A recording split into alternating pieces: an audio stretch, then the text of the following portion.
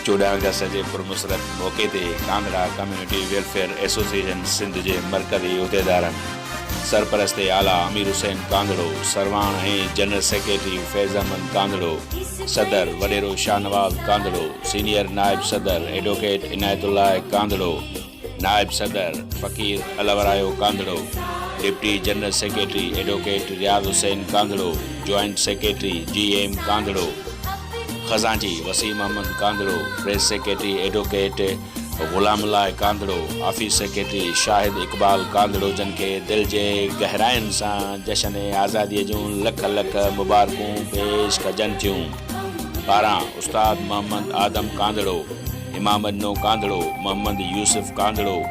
आशिक हुसैन कांधड़ो, एजाज अली कांधड़ो, मुश्ताक अहमद कांधड़ो, नवीद मुस्तफ़ा कांधड़ो, डाडो बिलावल कांधड़ो, राशिद गुल कांधड़ो, रशीद अली कांधड़ो, नबी बख्श कांधड़ो, अरबाब अली कांधड़ो, अब्दुल हसीब कांधड़ो, गोठ बिलावल कांधड़ो, यूसी वाहबुरडा तालको रोड़ी ज़िलो सखर।